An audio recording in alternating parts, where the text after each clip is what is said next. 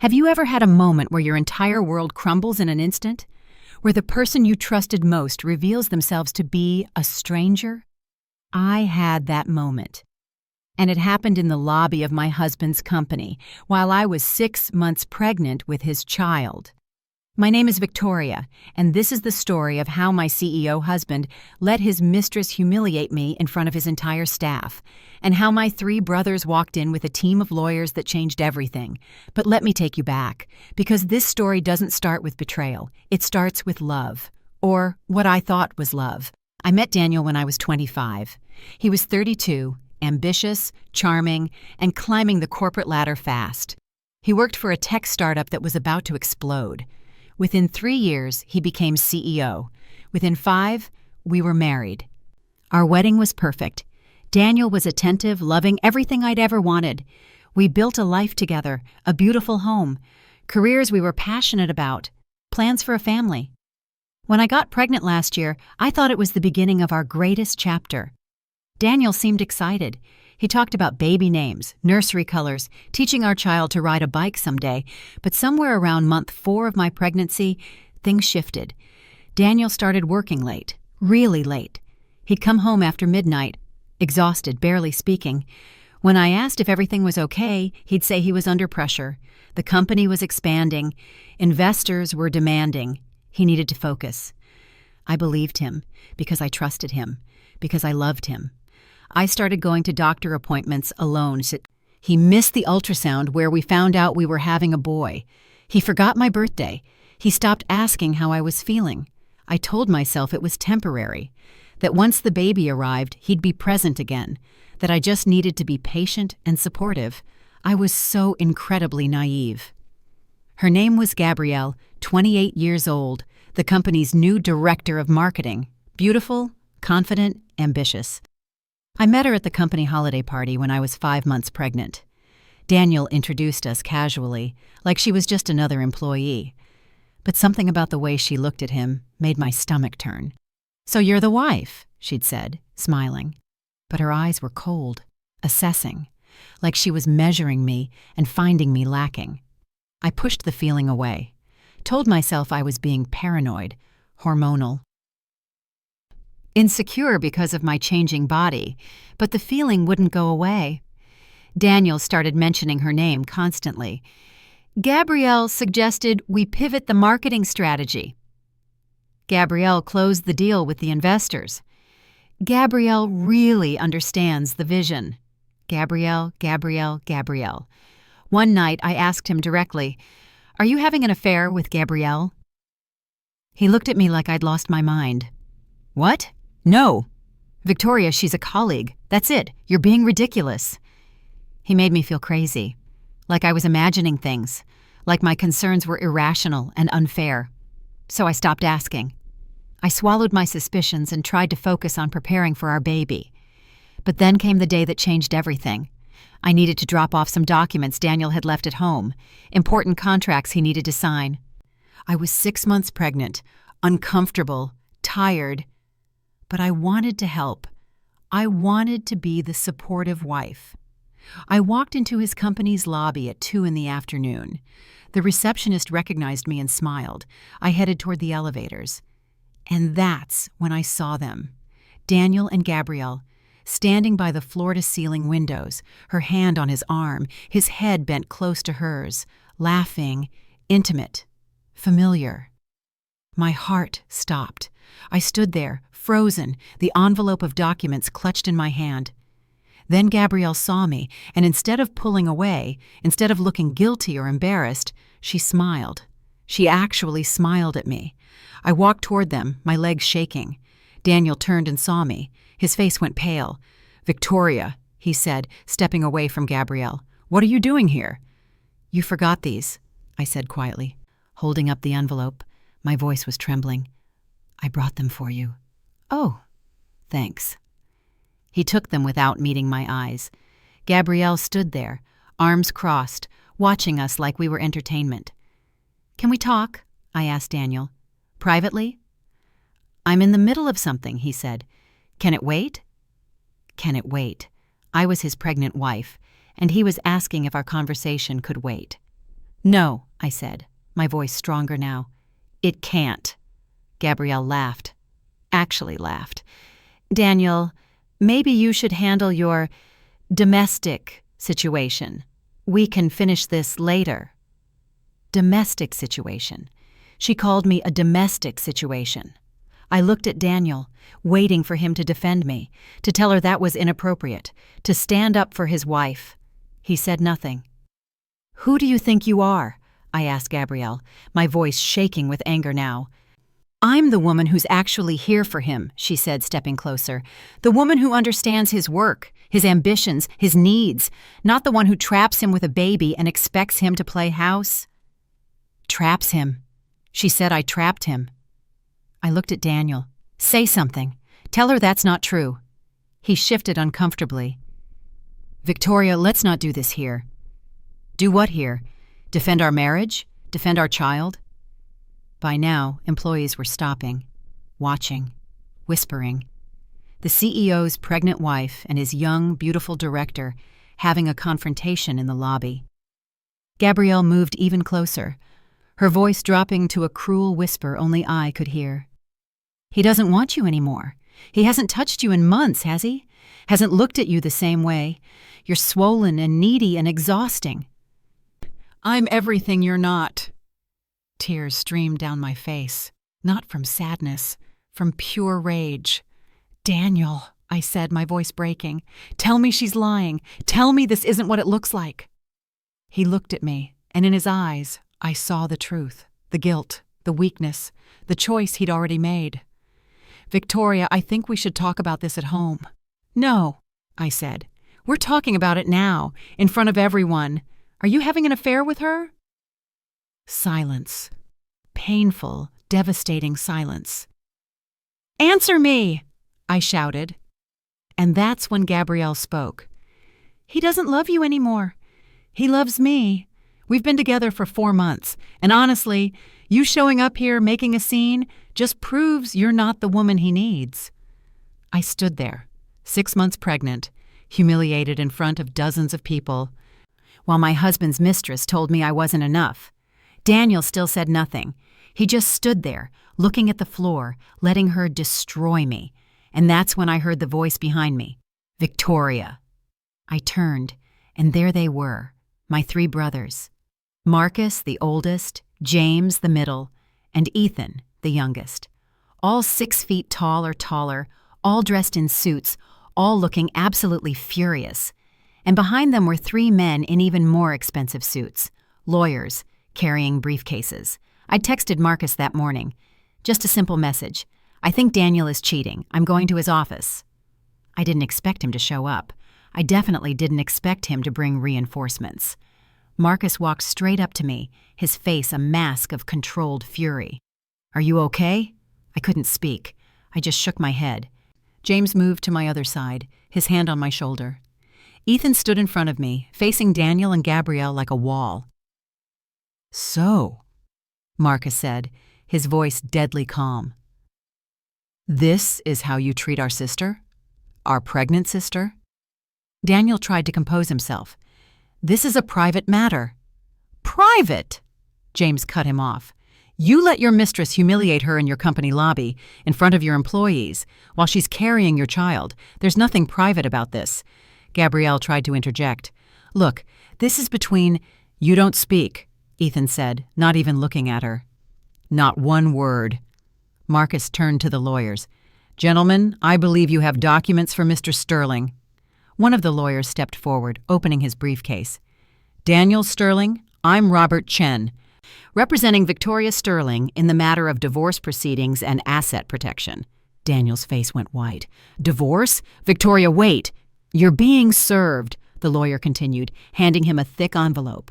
"Inside you'll find a petition for divorce, a motion for temporary spousal support, a motion for child support, and a restraining order preventing you from liquidating or transferring any marital assets pending the outcome of these proceedings." "You can't do this," Daniel stammered. "She can," Marcus said. "And she is." The second lawyer stepped forward. "I'm Jennifer Walsh, corporate attorney. I'll be reviewing all financial documents related to Sterling Tech. including stock options, company valuables, and any assets acquired during the marriage. We'll also be investigating whether any company funds were misused for personal affairs. Daniel's face turned from white to red. You can't investigate my company. We can if marital assets were used inappropriately, she replied. And from what we've been told, you've been quite generous with company resources when it comes to Ms. Gabrielle here. Gabrielle finally looked nervous. The third lawyer spoke. I'm David Park, family law specialist. I'll be ensuring that Victoria and her unborn child are protected throughout this process. Any attempt to hide assets, intimidate the plaintiff, or interfere with her well-being will result in immediate legal action and criminal charges. By now, the entire lobby had stopped. Everyone was watching. Daniel's employees, his colleagues, his subordinates, all seeing their powerful CEO being served divorce papers and threatened with legal action. Daniel tried one more time. Victoria, please, can we talk about this? Alone? I found my voice. It was steady now, strong. You had months to talk to me, Daniel. Months, to be honest. Months to be a husband. You chose her instead. You let her humiliate me. You stood there and said nothing while she told me I wasn't enough. I made a mistake. No, I interrupted. A mistake is forgetting an anniversary. A mistake is saying the wrong thing in an argument. What you did was a choice, a series of choices, and now I'm making mine. Marcus wasn't done. He turned to the crowd of employees still gathered in the lobby. I think everyone here should know what kind of man they're working for, he said loudly. This is Daniel Sterling, your CEO. The man who got his wife pregnant and then started an affair with an employee. The man who used company resources to wine and dine his mistress. The man who let that mistress verbally assault his pregnant wife in this very lobby. That's defamation, Daniel shouted. It's only defamation if it's not true, Jennifer Walsh said calmly. And we have emails, credit card receipts, hotel bookings, and witness statements that prove every word. Gabrielle finally spoke, her voice shaking. This is harassment. I'm calling security. Please do, James said. I'm sure they'd love to hear how you've been sleeping with your married boss and using company funds for personal trips. One of the lawyers pulled out a folder. Dinner at Michelin star restaurants, weekend trips to Napa Valley, a diamond bracelet purchased on the company credit card. All while your wife was home, pregnant and alone. Daniel's face was pure panic now. Those were business expenses. A diamond bracelet is a business expense? Marcus asked. Interesting accounting. We'll be forwarding all of this to your board of directors, Jennifer added, along with documentation of the hostile work environment you've created by having an affair with a subordinate. I suspect they'll have questions. Daniel grabbed my arm. Victoria, please. I love you. I made a terrible mistake, but we can fix this. Think about our baby, our family. I pulled my arm away. You thought about our baby when you were with her? You thought about our family when you let her call me a trap?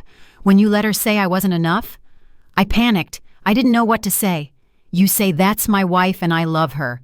Ethan said, well, that's what you say, but you didn't. Because you're a coward. Marcus pulled out his phone. Oh, and Daniel, you might want to check your company's email server.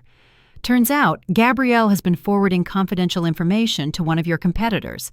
Strategic plans, client lists, financial projections, all of it. Gabrielle's face went completely pale. That's not true.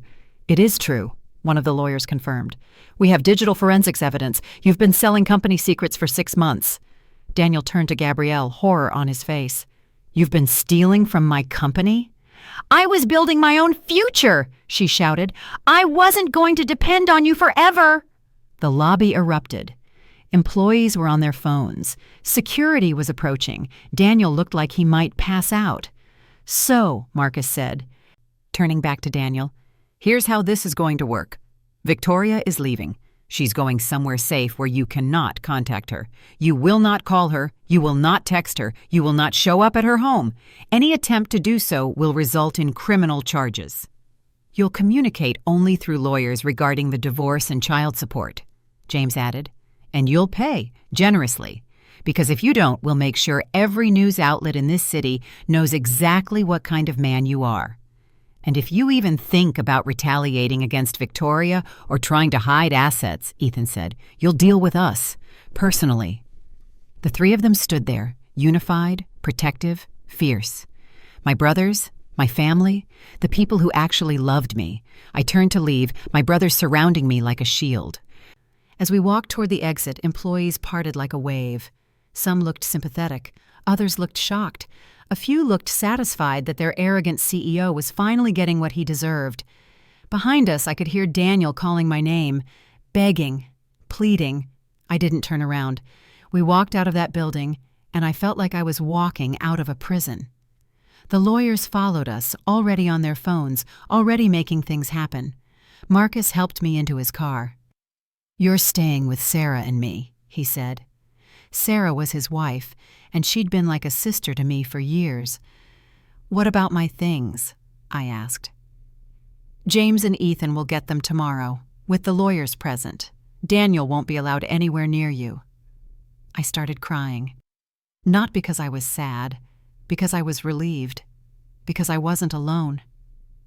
Because my family had shown up when I needed them most.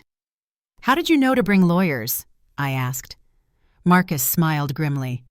"The second you texted me this morning, I called them. I've suspected Daniel was cheating for 2 months. I just couldn't prove it, but I was ready." 2 months? I saw him with her at a restaurant. I didn't tell you because I hoped I was wrong. But I started gathering evidence just in case. When you texted today, I knew it was time. "What happens now?" I asked. Now we destroy him legally, financially, and professionally," James said from the front seat. "And we make sure you and your baby are taken care of." Over the next few weeks, everything unraveled for Daniel. The board of directors launched an investigation into his affair and misuse of company funds. Gabrielle was fired and faced criminal charges for corporate espionage. Daniel was forced to step down as CEO. The divorce proceedings moved quickly. My lawyers were relentless. Daniel tried to fight at first, but once the evidence of his affair and financial misconduct became clear, he had no leverage. I was awarded full custody, a substantial settlement, and ongoing child support. He was allowed supervised visitation once the baby was born, but nothing more. His reputation was destroyed. Articles appeared in business journals about the CEO who lost everything over an affair. His professional network abandoned him. His family was ashamed. 3 months later, I gave birth to my son, Alexander. He was perfect, healthy, beautiful, everything I'd hoped for. Daniel requested to be at the birth. I said no. He'd lost that right. He met Alexander 2 weeks later in a supervised meeting with my lawyer present. He cried, apologized, said he'd ruined the best thing in his life. I felt nothing. No anger, no satisfaction, just emptiness where love used to be. "You didn't ruin the best thing in your life," I told him. "You ruined your life. Alexander and I, we're going to be just fine." And we were. I moved into a new apartment. Not huge, but comfortable, peaceful, mine. My brothers visited constantly. Marcus brought groceries. James assembled furniture. Ethan babysat so I could sleep. Sarah organized a baby shower with my friends and family. Real family. People who actually cared. Claire, Daniel's sister, reached out to apologize. She said she'd had no idea what her brother was doing, and she was horrified. She wanted to be part of Alexander's life if I'd allow it.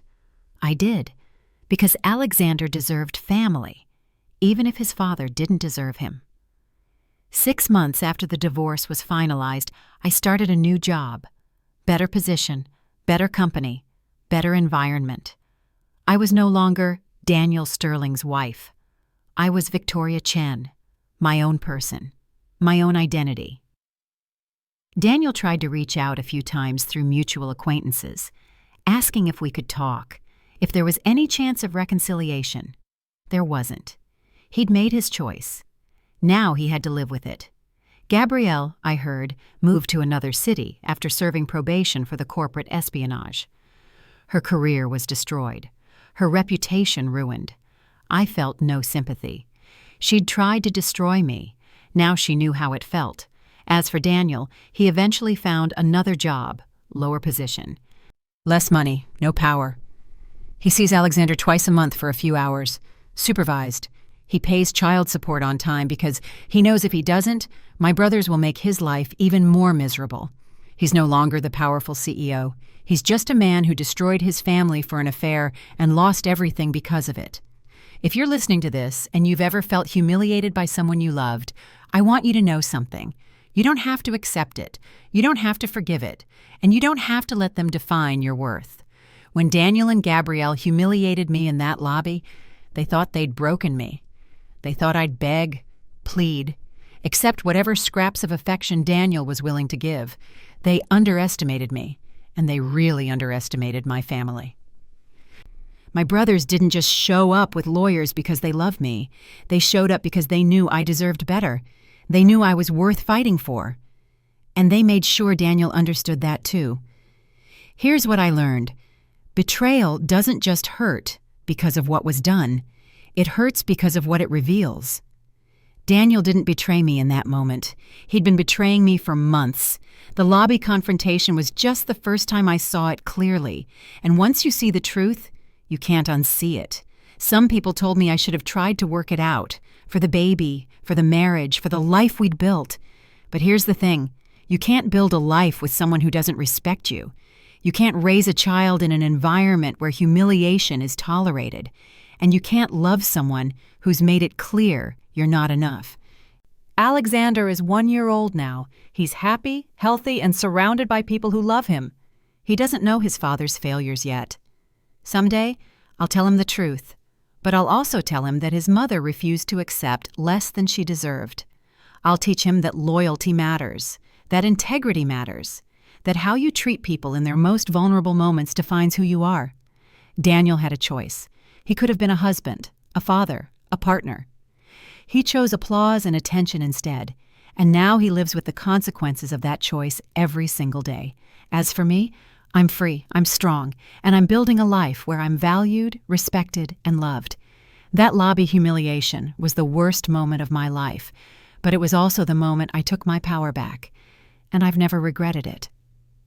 If someone in your life is betraying you, humiliating you, or making you feel small, remember this: you deserve better.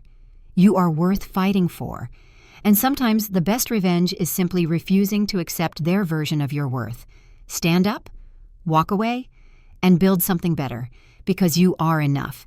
You always were.